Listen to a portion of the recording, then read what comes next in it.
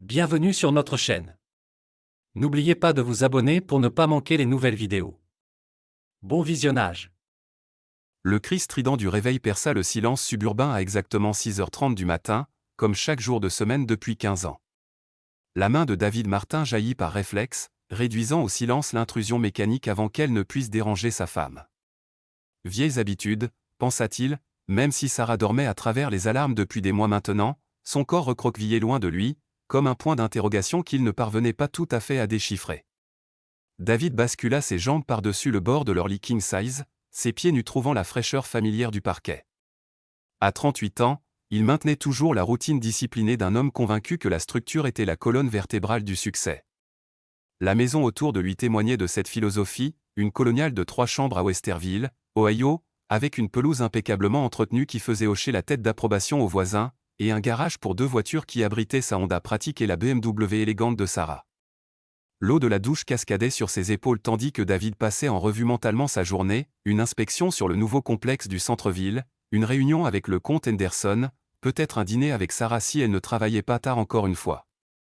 À travers la vitre dépolie, il apercevait des bribes de sa femme se déplaçant dans leur chambre, une ombre qui autrefois dansait plus près de sa lumière, mais qui maintenant semblait perpétuellement en mouvement, s'éloignant de lui. « Le café est prêt » lança-t-il en se séchant. « Merci », répondit Sarah de loin, bien que son ton suggérait que le mot était plus une habitude qu'une gratitude. En bas, la cuisine bourdonnait de l'efficacité silencieuse de leur routine matinale. David versa 2 tasses de café dans des mugs assortis, le sien noir, celui de Sarah avec une touche de crème.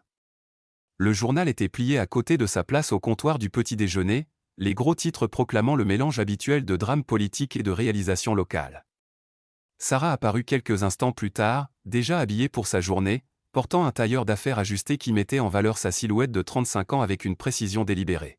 « Réunion du conseil aujourd'hui » demanda David, notant le soin supplémentaire qu'elle avait apporté à son apparence. « Présentation client » répondit Sarah, ses doigts dansant sur l'écran de son téléphone, parcourant des messages qui semblaient infiniment plus intéressants que leur conversation. Le compte Riverside. David hocha la tête, familier avec le nom, sinon avec les détails. Sarah travaillait comme responsable marketing pour une entreprise de taille moyenne en centre-ville, un poste qu'elle avait décroché avec la même détermination qu'elle avait autrefois mise à gagner son cœur. Ces derniers temps, cependant, ses ambitions semblaient consumer chaque conversation, laissant peu de place à l'intimité facile qu'ils partageaient autrefois. « À quelle heure seras-tu à la maison ? » Tard. On emmène les clients dîner. Elle ne leva pas les yeux de son téléphone. Ne m'attends pas, les mots portaient une finalité qui fit hésiter David devant son café. Combien de soirées s'étaient terminées par des déclarations similaires ? Combien de dîners avait-il pris seul pendant que Sarah parcourait la scène des restaurants de la ville ? Il voulait poser la question, exprimer le vide grandissant dans sa poitrine, mais le moment semblait aussi fragile que du verre filé. Au lieu de cela, il embrassa sa joue, un geste qu'elle reçut avec la tolérance passive d'un chat supportant une affection non désirée. « Passe une bonne journée » murmura-t-il. « Toi aussi. » Les mots la suivirent dehors, laissant David seul avec son journal et l'écho de ses talons sur l'allée. Le chantier de construction bourdonnait d'un chaos contrôlé, les casques de sécurité s'agitant entre les poutres d'acier et les coffrages de béton comme des scarabées colorés naviguant dans un jardin métallique. David se tenait au bord de la fondation, examinant des plans avec le contremaître, son œil d'ingénieur repérant des détails que d'autres auraient pu manquer. C'était son élément, des problèmes avec des solutions, des structures avec une physique prévisible, des matériaux qui se comportaient selon des lois plus anciennes que la déception humaine. Les calculs de charge semblent solides, dit-il en pointant une série de chiffres sur le plan. Mais je veux revérifier les points de contrainte sur le muret. Entendu, monsieur Martin, répondit le contremaître, un homme buriné nommé Rodriguez, qui avait travaillé avec David sur 3 projets précédents. Vous allez sur le site Miller cet après-midi ? Après le déjeuner. David enroula le plan, le sécurisant avec un élastique. Ma femme et moi avons des projets ce soir, donc je veux finir tôt. Rodriguez sourit. Dîner d'anniversaire ? Soirée entre amis, en fait. David se surprit à sourire pour la première fois de la journée. Mike et Jennifer Chen. De bons amis. Ce sont ceux qu'on chérit. Rodriguez acquiesça, sa voix portant la sagesse d'un homme qui avait construit plus que des bâtiments en plus de 50 ans. En rentrant au bureau, l'esprit de David vagabonda vers la soirée à venir. Mike et Jennifer avaient été leurs amis les plus proches depuis l'université, l'un de ces couples dont l'affection facile rappelait à David ce qu'il partageait autrefois avec Sarah. Leur dîner était légendaire, la cuisine de Jennifer, associée à la collection de vins soigneusement sélectionnés par Mike, et des conversations allant des événements actuels aux souvenirs partagés de leurs jeunes années, plus optimistes. Sarah avait semblé réellement enthousiaste à l'idée de l'invitation, ce qui surprit David. Dernièrement, elle montrait peu d'enthousiasme pour leur cercle social, prétendant que leurs amis étaient prévisibles et ennuyeux, typiques d'une petite ville. Mais quand Jennifer avait appelé avec l'invitation, Sarah avait immédiatement accepté, suggérant même d'apporter le vin coûteux que David gardait pour leur anniversaire. Peut-être que cette soirée raviverait quelque chose qu'ils avaient perdu, pensa David en se garant sur le parking de son bureau. Peut-être que la chaleur de l'amitié ferait fondre le givre qui s'était installé entre eux. L'après-midi s'écoula avec la lenteur particulière qui précède les événements attendus. David se surprenait à vérifier sa montre plus souvent que d'habitude, son esprit dérivant des calculs structurels à se demander ce que ça rapporterait, quelles histoires Mike raconterait, si la célèbre lasagne de Jennifer ferait une apparition. À 17h précise, il rassembla ses papiers et rentra chez lui, prenant la route pittoresque à travers des quartiers qui murmuraient l'approche de l'automne. Westerville en septembre était d'une beauté parfaite, des rues bordées d'arbres où les enfants jouaient sur des pelouses bien entretenues pendant que leurs parents s'occupaient de jardins qui bientôt céderaient à l'étreinte de l'hiver. La BMW était déjà dans l'allée quand il arriva, ce qui lui sembla inhabituel. Sarah travaillait généralement jusqu'à 18h ou plus tard, surtout les jours de présentation. Il la trouva à l'étage, dans leur chambre, entourée du chaos de l'indécision, des vêtements éparpillés sur le lit comme des feuilles mortes, des chaussures alignées en petites armées sur le tapis. « Tu es rentré tôt », observa-t-il en desserrant sa cravate. La présentation s'est mieux passée que prévu. Sarah brandit 2 robes, l'une bleu marine, conservatrice, l'autre rouge, conçue pour attirer l'attention. « Qu'en penses-tu » David étudia les options, conscient que sa réponse comptait plus qu'elle n'aurait dû. Le bleu est élégant. Ennuyeux, tu veux dire. Le rire de Sarah n'avait aucun humour. C'est une soirée, David, pas une réunion du conseil. Elle choisit la robe rouge, bien sûr, et David la regarda se transformer devant le miroir avec des mouvements qui semblaient plus une performance qu'une préparation. Son reflet attira son regard, toujours belle, toujours la femme dont il était tombé amoureux à l'université, mais différente maintenant, comme une chanson familière jouée dans une tonalité différente. « Tu es magnifique, dit-il, sincère. »« Merci. » Elle appliqua du rouge à lèvres avec une précision chirurgicale. « Tu portes ça ?» David baissa les yeux sur son pantalon kaki et sa chemise boutonnée, la même combinaison qu'il avait portée à d'innombrables rassemblements sociaux. « Qu'est-ce qui ne va pas avec ça ?»« Rien. »« C'est très toi. » Le mot piqua d'une manière qu'il ne pouvait pas tout à fait articuler. Quand, très lui, était-il devenu une critique ? Quand sa fiabilité était-elle devenue synonyme d'insuffisance ? La maison des Chênes brillait de lumière chaude lorsqu'ils s'engagèrent dans l'allée circulaire. D'autres voitures étaient déjà regroupées, comme de vieux amis en train de rattraper le temps perdu. David reconnut la berline argentée de Tom et Lisa Bradford, le SUV de Brad et Kate Morrison. Toute la bande était là, pensa-t-il avec un réel plaisir, ajustant la bouteille de vin dans son sac cadeau. Jennifer ouvrit la porte, portant un tablier saupoudré de farine, son visage rayonnant de bienvenue. « David, Sarah, parfait timing. J'ai juste sorti les amuse-bouches du four. »« Tu n'avais pas à cuisiner, » dit Sarah, bien qu'elle acceptât l'étreinte de Jennifer avec ce qui semblait être une chaleur sincère. « Tu plaisantes ? C'est ma partie préférée de l'hospitalité. » Jennifer les fit entrer, où le confort familier de la maison des Chênes les enveloppa, des photos de famille regroupées sur des tables d'appoint, des livres empilés avec une précision décontractée, l'odeur persistante d'ail et d'herbe. Mike apparut avec un shaker à cocktail, son sourire contagieux. « Les Martins sont arrivés. Quel est votre poison ce soir ?»« Ce que tu fais, » répondit David, tapant l'épaule de son vieil ami. Colocataire à l'université, puis témoin à leur mariage respectif, Mike était le frère que David n'avait jamais eu, fiable, drôle, et doté de la rare capacité à faire en sorte que tout le monde se sente inclus. Martini, alors. Sarah, le tien habituel ? Fais en un double, dit Sarah, s'installant sur le canapé en cuir à côté de Lisa Bradford. Ça a été une de ces journées. La pièce se remplit progressivement de conversations et de rires alors que le groupe se rassemblait. Tom Bradford, un comptable passionné par les motos anciennes, les régalait d'histoires sur son dernier projet de restauration. Kate Morrison, infirmière à l'hôpital Riverside General, partageait des anecdotes amusantes de son dernier quart de travail. Le vin coulait librement, déliant les langues et dissolvant le stress accumulé de la semaine. David se surprit à se détendre pour la première fois depuis des semaines, entouré de gens qui le connaissaient depuis que ses cheveux étaient plus épais et ses rêves plus grands.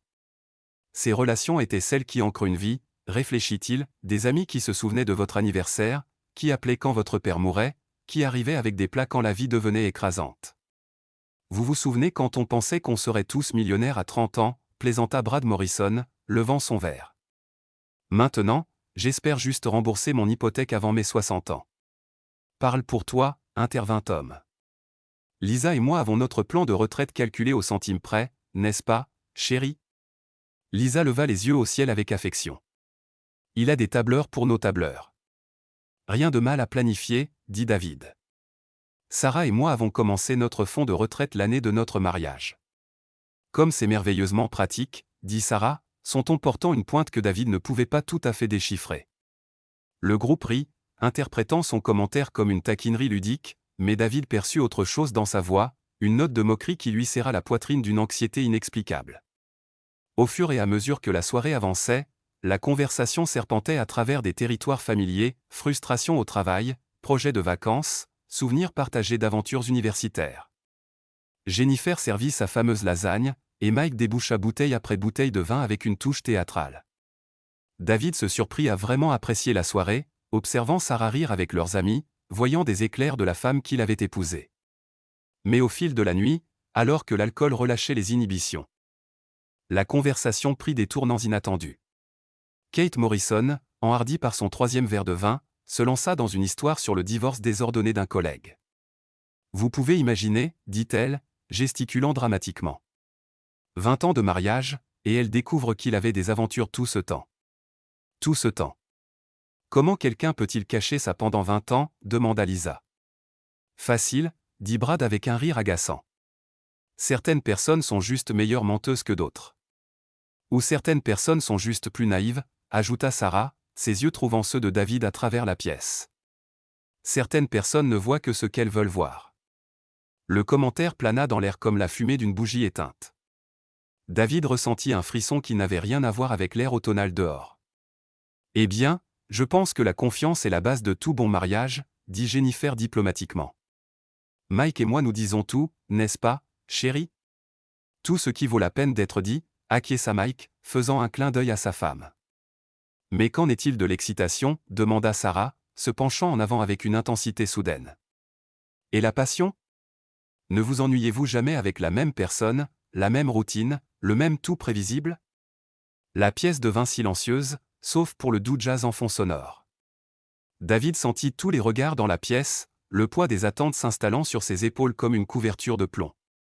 Prévisible n'est pas nécessairement mauvais, dit-il prudemment. Fiable peut être son propre genre de confort. Le rire de Sarah était tranchant comme du verre brisé. Fiable. Confortable. Mon Dieu, David, écoute-toi. Quand sommes-nous devenus si vieux? Nous ne sommes pas vieux, dit Jennifer avec une gaieté forcée. Nous sommes assaisonnés, comme du bon vin. Certains d'entre nous sont plus assaisonnés que d'autres, ajouta Tom, essayant d'alléger l'ambiance. Mais Sarah n'avait pas fini. Le vin avait libéré quelque chose de dangereux en elle, quelque chose qui avait accumulé de la pression derrière sa façade soigneusement construite pendant des mois, peut-être des années. Vous savez ce que je pense, dit-elle, se levant de manière instable et remplissant son verre. Je pense que nous nous mentons tous à nous-mêmes, prétendant être satisfaits de nos petites vies de banlieue, nos mariages prévisibles, nos ennuyeuses soirées du samedi. Sarah, commença David, mais elle le coupa d'un geste. Non, laisse-moi finir. Quand est-ce qu'un d'entre nous a fait quelque chose de spontané, d'excitant, quelque chose qui nous a fait nous sentir vivants? La pièce était complètement immobile. David pouvait entendre son cœur battre dans ses oreilles, sentir la sueur perler sur son front malgré la température confortable. Que suggères-tu? Demanda Mike calmement. Le sourire de Sarah était sauvage, dangereux, totalement différent de la femme qu'il avait embrassée ce matin-là. Je suggère qu'on arrête de faire semblant, qu'on arrête d'être si coincé et conventionnel. Et si on mélangeait les choses un peu? Mélanger comment? Demanda Kate, bien que son ton suggérait qu'elle commençait à comprendre. Et si on échangeait les partenaires pour la soirée? Juste pour s'amuser, juste pour voir ce que ça fait de briser les règles pour une fois. Le silence qui suivit était assourdissant. David sentit la pièce tourner, la réalité basculer sur son axe comme un navire dans une tempête. Cela ne pouvait pas arriver. Sarah ne pouvait pas dire ce qu'il pensait qu'elle disait. Ce n'est pas vraiment. Balbutia Jennifer. Allez, insista Sarah, sa voix gagnant en élan. Nous sommes tous adultes, nous nous trouvons tous attirants, n'est-ce pas? Quel mal y a-t-il à l'admettre? Quel mal y a-t-il à agir en conséquence? David trouva sa voix. Sarah, arrête. Tu as trop bu. Vraiment? Elle se tourna vers lui, ses yeux brillant d'une intention malveillante. Ou peut-être que j'ai enfin assez bu pour dire la vérité. Je pense qu'on devrait peut-être arrêter là pour ce soir, dit Mike diplomatiquement. Mais Sarah était au-delà de la diplomatie maintenant. Au-delà des contrats sociaux soigneusement établis qui maintenaient leur monde ensemble. Oh, David ne veut pas jouer, annonça-t-elle à la pièce. David ne veut jamais jouer. Savez-vous quelle est l'idée d'excitation de mon mari? Réorganiser son cabanon à outils. Planifier notre budget 5 ans à l'avance. Faire l'amour le samedi soir à exactement 22h30. Sarah, s'il te plaît. S'il te plaît quoi? Sa voix monta, tranchante et incisive. S'il te plaît, fais semblant que tout va bien. S'il te plaît, continue de prétendre que tu me satisfais. S'il te plaît, continue de prétendre que tu n'es pas l'homme le plus ennuyeux du monde. David sentit quelque chose se briser en lui, pas exactement son cœur, mais quelque chose de plus profond, de plus fondamental. L'image qu'il avait de sa vie, de son mariage, de sa place dans le monde se fissura comme de la glace au printemps. La pièce les observait maintenant, les visages de leurs amis mêlant choc, embarras et quelque chose d'autre, quelque chose qui ressemblait presque à de la pitié. Tu veux savoir la vérité, continua Sarah, sa voix portant la précision cruelle de l'alcool et d'un ressentiment libéré. La vérité, c'est que je meurs d'ennui depuis des années. La vérité, c'est que tu n'es pas excitant, tu n'es pas passionné, tu n'es même pas particulièrement bon au lit. Tu es juste là, comme un meuble, comme une lampe autour de laquelle je me suis habitué à naviguer. La bouche de David s'ouvrit, mais aucun mot n'en sortit. Il se sentait exposé, écorché, réduit à rien d'autre que l'évaluation cruelle de Sarah devant les gens qui comptaient le plus pour lui. Mais Sarah n'avait pas fini. Elle construisait quelque chose, réalisa-t-il avec une horreur grandissante. Ce n'était pas juste de la cruauté, c'était une préparation. Tu veux savoir ce qu'est la vraie excitation, dit-elle, regardant autour de la pièce avec des yeux fous. Ce sont les mains de Tom dans une chambre d'hôtel le mois dernier. C'est la bouche de Brad sur la mienne dans sa voiture. Ce sont les promesses de Mike chuchotées contre mon cou pendant que Jennifer rendait visite à sa mère. Les mots frappèrent la pièce comme des coups physiques. David observa les visages de ses amis changer, le choc cédant la place à la culpabilité, l'embarras se transformant en panique. L'architecture soigneusement construite de leur cercle social s'effondra en temps réel. Sarah, commença Mike, son visage pâle. Oh, ne fais pas l'étonner, rit Sarah, le son dur et amer. Pensais-tu que tu étais spécial? Pensais-tu que tu étais le seul? J'ai couché avec eux tous, David. Chacun de tes précieux amis. Et tu sais quoi? Ils ont tous dit la même chose. Ils ont tous convenu que tu es exactement ce que j'ai dit, un homme ennuyeux, prévisible, pathétique. La pièce explosa en chaos. Le hoquet de Jennifer trancha l'air comme un couteau. Le verre de vin de Lisa se brisa contre le parquet. Kate couvrit sa bouche de ses mains, tandis que Tom et Brad ressemblaient à des hommes face à un peloton d'exécution. Mais c'est le visage de Mike que David fixa, Mike, son meilleur ami, son colocataire d'université, son témoin, Mike qui ne pouvait pas croiser son regard, dont la culpabilité était inscrite sur ses traits comme une confession. David se leva lentement, le monde se mouvant dans d'étranges mouvements sous-marins autour de lui. Tous les regards étaient sur lui maintenant, attendant sa réponse, attendant de voir comment un homme réagit quand sa vie est détruite devant ses amis les plus proches. Sarah se tenait triomphante, ivre de vin et de malice, croyant apparemment qu'elle avait remporté une sorte de victoire. Elle n'avait aucune idée, réalisa David avec une clarté cristalline, de ce qu'elle venait de déclencher. Il regarda autour de la pièce une dernière fois, les visages des gens qu'il avait fait confiance, qu'il avait aimés, des gens qui s'étaient assis à sa table et avaient célébré ses anniversaires, et qui avaient prétendu être ses amis tout en le trahissant dans son dos. Puis David Martin, qui avait passé 15 ans à être fiable, prévisible et profondément honnête, sourit. Ce n'était pas un sourire agréable. Le sourire semblait étranger sur le visage de David, comme porter les vêtements de quelqu'un d'autre. Autour de lui, le salon s'était transformé en un tableau d'horreur figé, cette personne prise dans l'ambre de leur propre culpabilité et choc, attendant qu'il se brise en morceaux comme Sarah s'y attendait. Mais David ne se brisa pas. Au lieu de cela, il resta parfaitement immobile, son esprit d'ingénieur traitant l'information avec la précision méthodique qui avait fait son succès dans sa profession. Calcul de charge, point de contrainte, intégrité structurelle, chaque bâtiment avait ses faiblesses, et David Martin avait passé sa carrière à les trouver. Sarah vacilla légèrement, sa robe rouge semblant maintenant moins une marque de confiance qu'une bannière de guerre dans une bataille qu'elle croyait avoir déjà gagnée. Ses yeux brillaient d'un triomphe alcoolisé, attendant son effondrement, ses larmes, son inévitable chute. « Eh bien » demanda-t-elle, sa voix tranchant le silence étouffant. « Rien à dire ? Pas de défense de ta pathétique masculinité ?» Le sourire de David s'élargit légèrement. Autour de la pièce, ses amis ou anciens amis, corrigea son esprit avec un détachement clinique, se tortillaient inconfortablement. Mike était devenu pâle comme du parchemin. Tom fixait ses chaussures comme si elles contenaient les secrets de l'univers. Brad semblait physiquement malade. « Tu sais quoi, Sarah » dit David finalement, sa voix portant le même ton calme qu'il utilisait pour expliquer des problèmes structurels aux clients. « Tu as absolument raison. » L'atmosphère de la pièce changea. Ce n'était pas la réponse à laquelle quiconque s'attendait. « Je suis ennuyeux » continua-t-il, se déplaçant pour se verser un verre d'eau de la carafe sur la desserte de Jennifer. Ses mains restaient parfaitement stables. Prévisible. Fiable à l'excès. Le genre d'homme qui lit vraiment les petits caractères des contrats et garde des registres financiers détaillés. L'expression triomphante de Sarah vacilla avec la première ombre d'incertitude. « David, qu'est-ce que tu... » Le genre d'homme, interrompit-il doucement, qui remarque quand ses cartes de crédit communes sont utilisées pour des achats qu'il n'a pas faits. Qui suit chaque dollar dans leur compte partagé? Qui a accès à tous les registres financiers familiaux?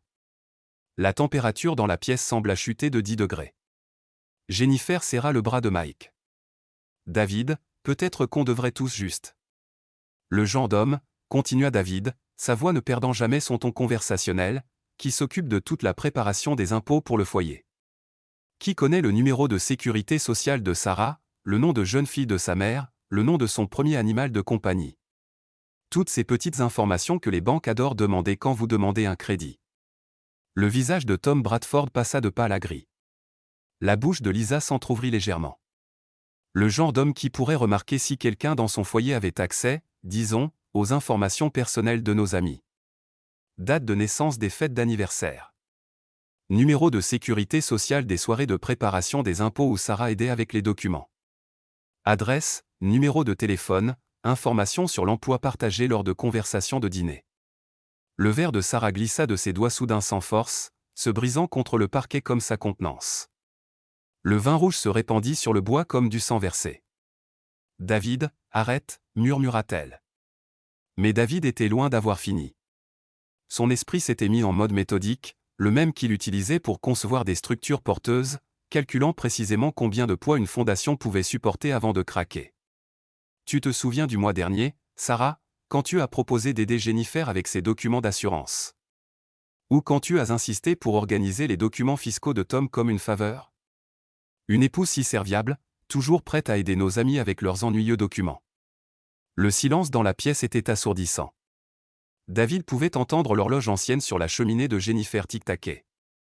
Comptant les secondes jusqu'à ce que sa révélation soigneusement construite atteigne sa conclusion. Il l'avait découvert par pur hasard, une alerte de crédit envoyée par email à leur ordinateur partagé, le nom de Sarah sur un compte dont il n'avait jamais entendu parler. Une rapide investigation avait révélé une toile d'araignée de tromperie financière si complexe et audacieuse que son premier instinct avait été l'incrédulité. Pendant 3 semaines, il avait rassemblé des preuves avec la même précision méthodique qu'il appliquait à ses projets d'ingénierie, relevés bancaires imprimés et classés, rapports de crédit tirés et analysés, Une piste papier qui peignait un tableau de vol d'identité systématique déguisé en amitié serviable. Pendant 3 semaines, il avait observé Sarah rire avec leurs amis, l'avait écouté se plaindre de l'argent tout en vidant secrètement des comptes ouverts à leur nom. Il avait déjeuné avec Tom, joué au golf avec Mike, fait des courses au magasin de bricolage avec Brad, sachant qu'il n'avait aucune idée de ce qui leur était fait. Pendant 3 semaines, il avait planifié ce moment. Brad, dit David de manière conversationnelle, tu devrais vérifier ton rapport de crédit. Je crois que tu trouveras un prêt personnel de 12 000 $ que tu n'as jamais demandé. L'argent a servi à payer la BMW de Sarah. Le visage de Brad passa par la confusion, la compréhension et la fureur en succession rapide. Son téléphone était dans ses mains avant que David n'ait fini de parler.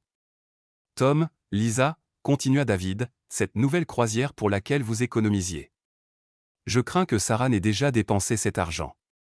Vérifiez votre compte d'épargne commun. Il devrait y avoir un retrait du mois dernier que Sarah a autorisé en utilisant des signatures falsifiées. Le cri de Lisa trancha la pièce comme une sirène. Tom composait déjà le numéro du service client de sa banque. Mike, dit David, sa voix portant une note de tristesse sincère pour son plus vieil ami, je suis particulièrement désolé pour le tien. L'hypothèque secondaire sur votre maison, que vous n'avez jamais signée, celle qui a financé les virées shopping de Sarah ces 6 derniers mois. Le sanglot de Jennifer était à peine humain. Le téléphone de Mike rejoignit le cœur des appels frénétiques alors que leurs amis découvraient l'ampleur de leur destruction financière en temps réel. David reporta son attention sur sa femme, qui se tenait figée au centre de la pièce comme un cerf pris dans les phares. Le prédateur triomphant était devenu une proie en l'espace de 3 minutes. « Comment » murmura-t-elle. « Tu étais très intelligente », admit David avec une appréciation professionnelle, utilisant leurs informations pour de petits montants au début, mélangeant les achats avec des dépenses légitimes, veillant à ce que les factures aillent à des boîtes postales que tu avais ouvertes à leur nom. Si je n'avais pas fait nos impôts en avance cette année, je n'aurais peut-être jamais remarqué les écarts. La contenance de Sarah craqua complètement. Tu ne peux rien prouver. Tout est circonstanciel. En fait, interrompit David, sortant une enveloppe Kraft épaisse de sa poche intérieure, je peux prouver beaucoup de choses. 3 semaines d'enquête produisent généralement une documentation substantielle. Autour de la pièce, leurs amis découvraient l'ampleur de leur victimisation à travers des appels téléphoniques de plus en plus frénétiques. Les chiffres criés dans les téléphones peignaient un tableau d'abus financiers systématiques caché derrière des dîners et des rires partagés. 15 000 $, disait Brad au téléphone, sa voix tendue de rage contenue. Je n'ai jamais demandé ce prêt. Je veux une enquête pour fraude immédiatement. Notre compte d'épargne est vide, disait Lisa à la représentante de la banque. 23 000 $ envolés. Nous devons signaler un accès non autorisé. Une deuxième hypothèque ? La voix de Mike se brisa. Pour combien ? 47 000 $? C'est impossible, je n'ai jamais rien signé. Jennifer avait cessé de pleurer et regardait Sarah avec une haine généralement réservée aux personnes qui font du mal aux enfants. Kate Morrison, qui était restée silencieuse tout au long des révélations de la soirée, reculait vers la porte, comme si la proximité de Sarah pouvait d'une certaine manière la contaminer. J'ai de la documentation, annonça David à la pièce, sa voix coupant à travers le chaos des appels téléphoniques et des accusations. Relevé bancaire, signature falsifiée, enregistrement d'email. Tout ce qu'il faut pour une enquête complète sur la fraude. Sarah se précipita vers l'enveloppe, mais David s'écarta habilement, ses réflexes d'athlète affûté par des années de basketball et de tennis le week-end le servant bien. J'ai déjà fourni des copies à mon avocat, dit-il calmement, et à la division des fraudes du comté de Franklin. Le détective Morrison sans lien avec Kate ici était très intéressé par l'ampleur de l'opération. La pièce devint silencieuse, sauf pour les sanglots silencieux de Jennifer et les voix distantes des représentants de banque à travers les haut-parleurs des téléphones. Tu vois, continua David, sa voix prenant le ton de conférence qu'il utilisait pour expliquer des concepts d'ingénierie complexes, ce qui est merveilleux avec les crimes financiers, c'est à quel point ils sont minutieusement documentés. Chaque transaction laisse une trace. Chaque signature falsifiée peut être analysée. Chaque mensonge crée des preuves. Sarah avait commencé à trembler. David, s'il te plaît, nous pouvons régler ça. Je peux rembourser tout le monde. Ça n'a pas à. Les rembourser avec quel argent ? Demanda David avec une curiosité sincère. L'argent que tu leur as volé ? Les lignes de crédit que tu as ouvertes à leur nom ? L'équité que tu as siphonnée de leur maison ? Autour de la pièce, leurs amis ou des gens qui avaient été comme une famille, qui avaient partagé des fêtes et des secrets intimes devenaient des étrangers, consumés par la rage et la trahison. Les liens sociaux qui avaient maintenu leur groupe ensemble pendant plus d'une décennie se dissolvaient en temps réel. Depuis combien de temps, demanda Jennifer, sa voix à peine au-dessus d'un murmure. Depuis combien de temps cela dure-t-il? David consulta ses notes avec l'efficacité d'un procureur présentant des preuves. La première transaction que j'ai trouvée date d'il y a 18 mois. Une carte de crédit ouverte au nom de Tom et Lisa, utilisée pour acheter l'amélioration de la bague de fiançailles de Sarah. Le hoquet de Lisa fut tranchant comme une coupure de couteau. Ma bague de fiançailles? Celle que tu disais que David t'avait achetée pour votre anniversaire? Ça devient mieux, continua David implacablement. Les vacances à Cabo au printemps dernier? Financées par un prêt personnel contracté en utilisant les informations de Mike et Jennifer. Les nouveaux meubles du salon? La ligne de crédit sur l'équité immobilière de Brad et Kate. Chaque révélation frappait la pièce comme un coup physique. Leurs amis découvraient que non seulement Sarah les avait trahis intimement et financièrement, mais qu'elle s'était aussi moquée d'eux avec les achats même faits avec leur argent volé. Kate Morrison parla pour la première fois depuis le début des révélations. Les bijoux que tu m'as offerts pour mon anniversaire, le collier coûteux, s'étaient achetés avec ton propre argent? David confirma. Avec une carte de crédit ouverte à ton nom. Sarah t'a offert un cadeau acheté avec ton propre argent volé. La cruauté était à couper le souffle.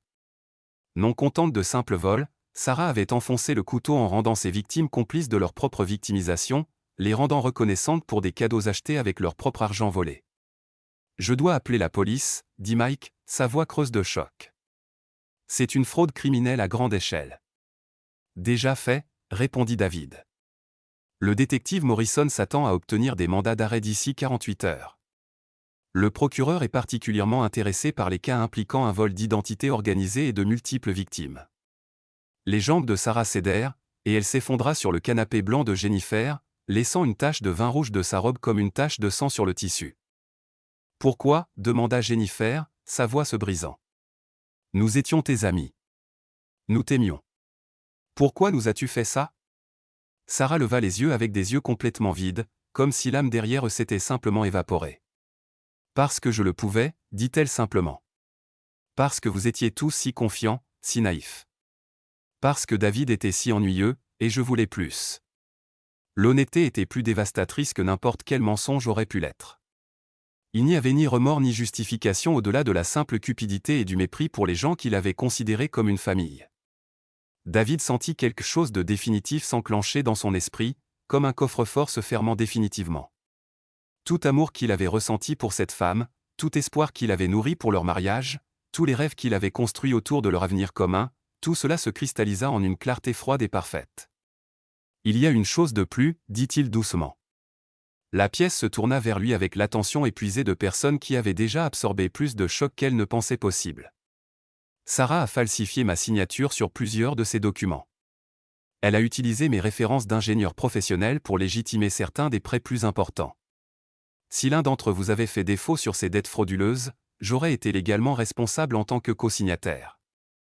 La dernière pièce du puzzle s'enclencha. Sarah n'avait pas seulement trahi leurs amis et volé leur argent, elle avait été prête à détruire la réputation professionnelle et l'avenir financier de David pour couvrir ses traces. Mike se leva lentement, son visage un masque de fureur contrôlée. « Sors, dit-il calmement. »« Mike, s'il te plaît, » commença Sarah. « Sors. » Le rugissement venait du fond de sa poitrine, des années de trahison et de rage trouvant enfin une voix. « Sors de ma maison avant que je ne fasse quelque chose que tu regretteras. » Les autres hommes dans la pièce commencèrent à se rapprocher, et David réalisa avec un détachement clinique que sa femme était en danger physique.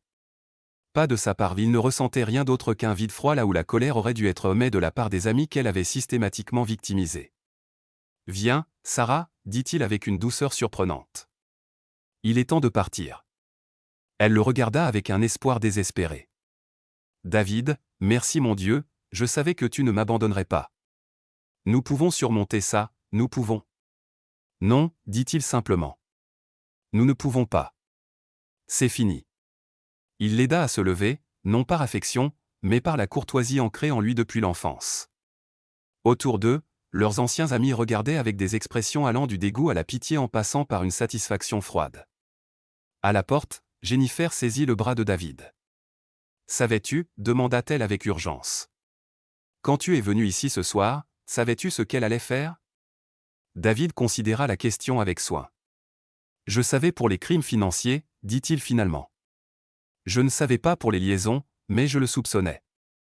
Ce soir pourrait être instructif. » Toute la soirée, dit Mike avec une compréhension grandissante, tu l'as laissée se détruire elle-même. Je lui ai donné assez de cordes pour se pendre, corrigea David. Elle a choisi de le faire. Alors qu'ils marchaient vers leur voiture, Sarah trébuchant légèrement sur ses talons, elle fit une dernière tentative désespérée. David, s'il te plaît, j'ai fait des erreurs, mais nous pouvons réparer ça. Nous pouvons recommencer ailleurs. Nous pouvons, Sarah, dit-il, ouvrant la portière côté passager avec une politesse automatique. Dans environ 46 heures, tu vas être arrêté pour de multiples délits. Tes amis ou anciens amis vont te poursuivre pour tout ce que tu leur as volé et plus encore. Ta carrière est terminée, ta réputation est détruite, et notre mariage est fini. Elle le fixa avec l'expression choquée de quelqu'un qui réalisait enfin l'ampleur de son erreur de calcul. Mais comment, murmura-t-elle. Comment savais-tu que je ferais ça ce soir ? David sourit, le même sourire froid qui était apparu à la fin du premier chapitre. Je ne le savais pas. Mais je te connais, Sarah. Je sais que tu ne peux pas résister à enfoncer le couteau. Je sais que tu penses que la cruauté est la même chose que la force. Je sais que quand tu te sens acculé, tu attaques. Il l'aida à monter dans la voiture et contourna pour s'asseoir côté conducteur, laissant derrière lui les décombres de leur cercle social et les seules amitiés adultes qu'il avait jamais connues. Je t'ai donné assez de cordes pour te pendre, dit-il alors qu'il s'éloignait de la maison des chaînes pour la dernière fois. Et tu as fait exactement ce que j'attendais de toi. Derrière eux, la maison brillait de lumière alors que leurs anciens amis commençaient le long processus de démêler la toile financière que Sarah avait tissée autour de leur vie. Devant eux, il n'y avait que l'éclairage fluorescent froid des postes de police, des salles d'audience et des bureaux d'avocats. David Martin, qui avait passé 15 ans à être prévisible, avait enfin appris la valeur de la patience stratégique. Et Sarah Martin, qui pensait qu'elle était le prédateur dans leur mariage, venait de découvrir qu'elle avait été la proie tout ce temps. Le premier van de presse apparut sur Maple Street à précisément 7h23 du matin le mardi, 2 jours après ce que les médias locaux finiraient par surnommer le scandale de la soirée de Westerville. David Martin regardait depuis la fenêtre de sa cuisine alors qu'une journaliste blonde en tailleur sévère ajustait son micro pendant qu'un caméraman encadrait le plan avec leur maison coloniale en toile de fond. À midi, il y avait 4 vans de presse. David mangeait méthodiquement son petit déjeuner œufs brouillés, toast de blé, café noir pendant que son téléphone vibrait incessamment avec des appels de reporters, de curieux et d'anciens collègues qui avaient entendu la nouvelle à travers le réseau de potins professionnels étonnamment efficace de Columbus. Il n'en répondit à aucun. Sarah était assise en face de lui à leur table de petit déjeuner, portant toujours la robe rouge de la veille, maintenant froissée et tachée. Son maquillage était étalé en motifs abstraits de mascara et de regret. Elle n'avait pas parlé depuis leur retour de la maison des chênes, n'avait pas bougé sauf pour soulever occasionnellement sa tasse de café avec des mains tremblantes comme des feuilles d'automne. Le silence entre eux s'étirait comme un gouffre, rempli seulement par les sons distants des reporters installant leur équipement et des voisins menant des conversations chuchotées à travers les lignes de propriété. David trouvait le calme étrangement réconfortant. Après 15 ans de conversation allant de l'intime au conflictuel, cette reconnaissance mutuelle de la fin de leur mariage semblait presque paisible. À 12h47, le détective Morrison arriva. David observa depuis la fenêtre du salon une voiture de police banalisée se garer dans leur allée, suivie immédiatement par 2 véhicules de patrouille. Le détective était une femme compacte dans la quarantaine, avec des cheveux gris acier et les mouvements efficaces de quelqu'un qui avait arrêté assez de criminels en col blanc pour savoir exactement comment cette scène allait se dérouler. La sonnette retentit. Sarah Martin, la voix du détective Morrison portait l'autorité de quelqu'un habitué à être obéi. J'ai un mandat d'arrêt contre vous pour des chefs d'accusation de vol d'identité, fraude bancaire et crimes financiers organisés. La tasse de café de Sarah se brisa contre le sol de la cuisine. David ouvrit la porte pendant que sa femme sanglotait dans la pièce d'un accent grave côté, pas les larmes théâtrales qu'elle avait perfectionnées pour le manipuler au fil des ans, mais les pleurs crus et les de quelqu'un qui avait enfin compris les conséquences de ses choix. « Monsieur Martin, » dit le détective Morrison avec une courtoisie professionnelle, « nous aurons besoin que vous restiez disponible pour un interrogatoire, bien que je comprenne de votre avocat que vous avez pleinement coopéré à l'enquête. Bien sûr. David s'écarta alors que 2 officiers en uniforme passaient devant lui vers la cuisine. Sarah est là-dedans. L'arrestation elle-même fut presque anticlimatique. Sarah ne résista pas, ne fit pas de déclaration dramatique ni d'appel désespéré. Elle se leva simplement lorsqu'on le lui ordonna, se laissa menotter et marcha jusqu'à la voiture de police avec la conformité mécanique de quelqu'un dont l'esprit avait été complètement brisé. Alors que les voitures s'éloignaient, David remarqua les voisins émergeant de leur maison comme des chiens de prairie sentant la fin d'une tempête. Margaret Wilson, de la maison d'à accent grave côté, s'approcha avec l'expression prudente de quelqu'un apportant soit des condoléances, soit des potins. « David, dit-elle avec précaution, s'il y a quoi que ce soit que Richard et moi puissions faire. »« Merci, Margaret, j'apprécie. » Les vents de presse, continua-t-elle, jetant un coup d'œil vers la présence médiatique croissante, ils disent que Sarah. Les reporters vous diront ce qu'ils pensent faire la meilleure histoire, répondit David diplomatiquement. Les faits seront révélés au tribunal. Margaret hocha la tête, comprenant le renvoi poli, et se retira dans sa maison. David réalisa que ce serait sa vie pour le futur prévisible, des conversations prudentes avec des gens qui voulaient en savoir juste assez pour se sentir impliqués dans le drame sans le fardeau d'une véritable amitié. Son téléphone sonna. L'identifiant de l'appelant indiquait le numéro de son avocat. David, la voix de Robert Fitzgerald portait la satisfaction d'un avocat qui avait aidé à orchestrer un chef-d'œuvre de stratégie légale. Comment tiens-tu le coup? Mieux que prévu. Quel est le calendrier? L'audience est prévue pour vendredi. Le procureur traite cela comme une affaire majeure. L'ampleur de la fraude, le nombre de victimes, la nature systématique des crimes, nous parlons de chefs d'accusation graves qui pourraient entraîner une peine de prison importante. David ressentit une étrange absence là où la satisfaction aurait dû être. Et les poursuites civiles? Tes amis ne perdent pas de temps. Mike Chen a déposé ce matin. L'avocat de Tom et Lisa Bradford a appelé il y a 1 heure. D'ici la fin de la journée, Sarah fera face à des poursuites totalisant environ 300 000 $ en dommages directs, plus des dommages punitifs et des frais juridiques. Le chiffre était stupéfiant. David essaya d'imaginer la réaction de Sarah lorsqu'elle apprendrait l'ampleur financière de ses choix, mais constata qu'il ne pouvait pas susciter beaucoup d'intérêt pour son état émotionnel. « Et le divorce ?» demanda-t-il. Accéléré. Avec des accusations criminelles en cours et des preuves documentées de fraude financière, nous pouvons demander le divorce pour cruauté extrême et inconduite financière. Le tribunal voudra protéger vos actifs de la saisie pour payer la restitution. David hocha la tête, bien que Fitzgerald ne pût le voir. Combien de temps? 6 mois, peut-être moins. Le juge assigné à l'affaire a une réputation d'efficacité dans les divorces liés à la fraude. Après avoir mis fin à l'appel, David se retrouva seul dans la maison qui avait été leur foyer pendant 12 ans. Sans la présence de Sarah, l'espace semblait plus grand, plus calme, presque inconnu. Il parcourut des pièces remplies de meubles qu'ils avaient choisis ensemble, des murs tapissés de photos d'une vie qui semblait maintenant une fiction élaborée. Dans son bureau, David sortit un bloc-notes jaune et commença à faire des listes, la méthode méthodique qui l'avait bien servi tout au long de sa carrière. Actifs à protéger, comptes à geler, documents à sécuriser ou le mécanisme pratique de dissolution d'une vie construite sur des mensonges. Le téléphone sonna à nouveau, cette fois l'identifiant indiquant le numéro de Jennifer Chen. David, sa voix était rauque d'avoir pleuré, je sais que nous ne devrions probablement pas parler, mais j'avais besoin de te demander quelque chose. Qu'est-ce que c'est, Jennifer? L'as-tu aimée? Vraiment aimée? Où était-ce juste, était-elle toujours comme ça? La question plana entre eux comme la fumée d'un incendie domestique. David se surprit à la considérer sérieusement pour la première fois depuis la nuit où leur monde avait explosé. J'ai aimé celle que je pensais qu'elle était, dit-il finalement. J'ai aimé la femme qu'elle prétendait être pendant les premières années de notre mariage.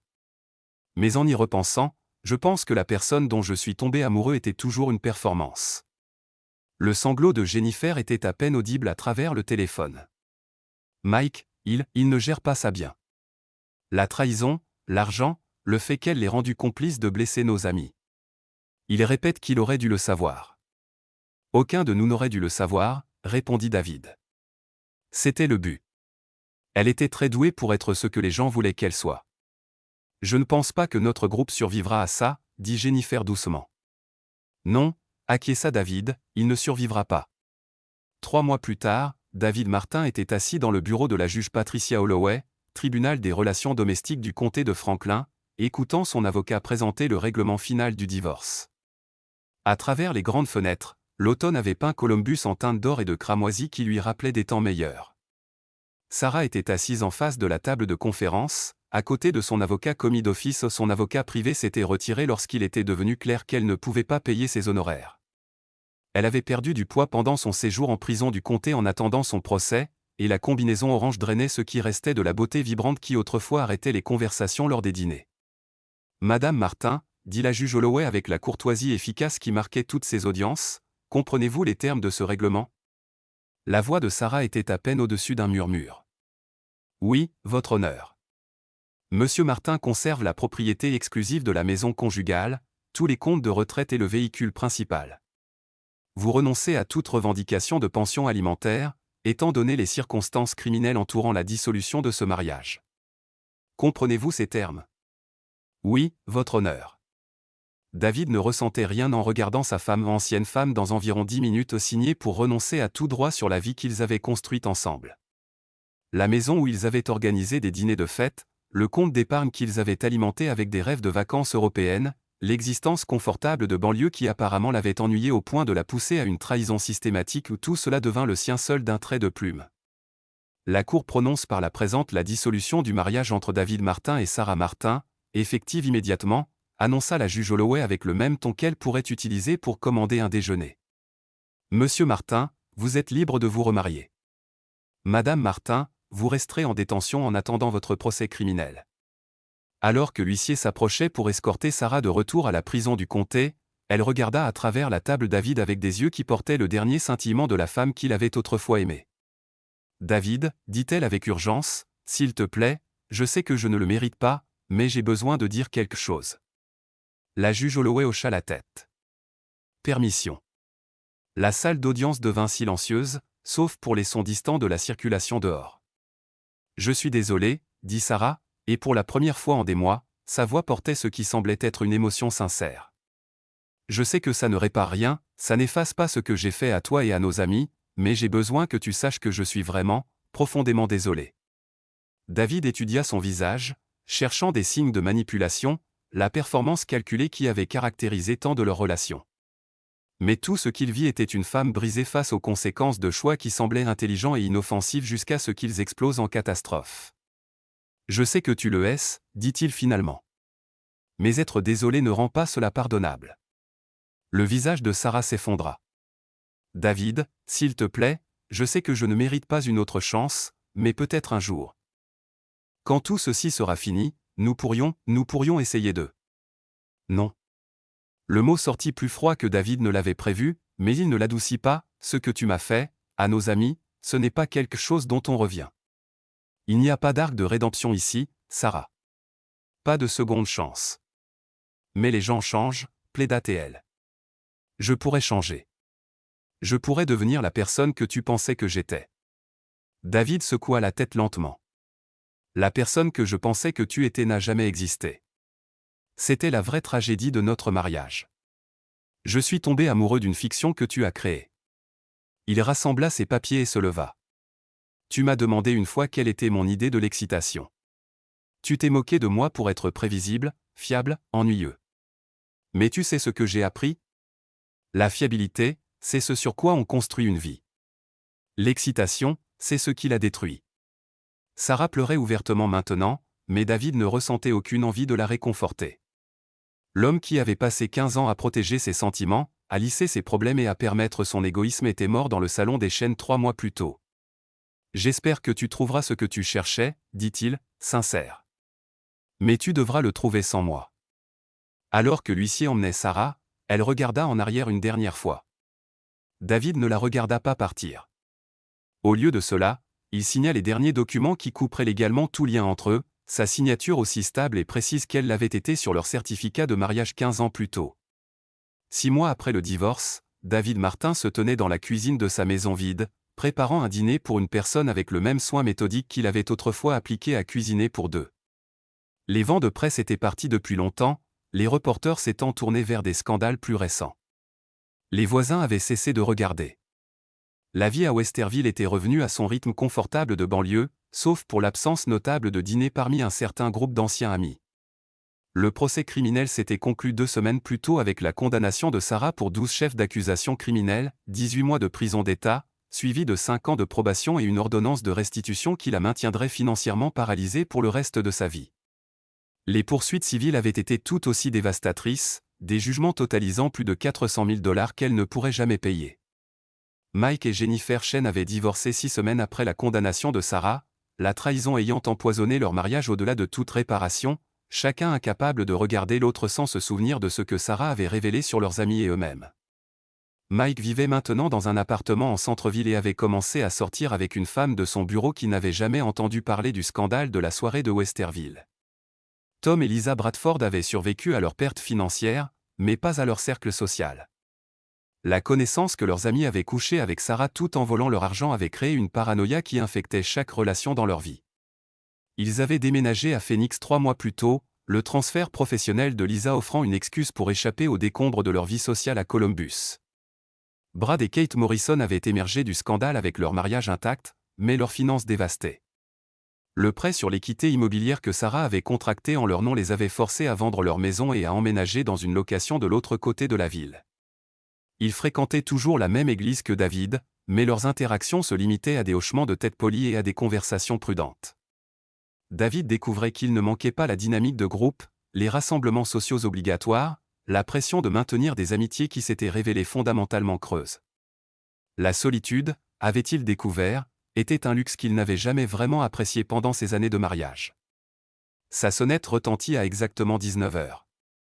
Rebecca Collins, sa nouvelle voisine de 2 rues plus loin, arrivait pour leur rendez-vous hebdomadaire avec la ponctualité qui l'avait d'abord attiré vers sa compagnie. C'était une veuve dans la fin de la trentaine, professeure d'art au lycée local, avec des rides de rire autour des yeux et un désintérêt rafraîchissant pour les drames sociaux. « Ça sent merveilleusement bon », dit-elle, acceptant son baiser sur la joue avec l'affection facile de quelqu'un qui comprenait que toutes les relations n'avaient pas besoin de brûler d'une intensité passionnée pour être valables. « Piccata de poulet », répondit David, prenant son manteau.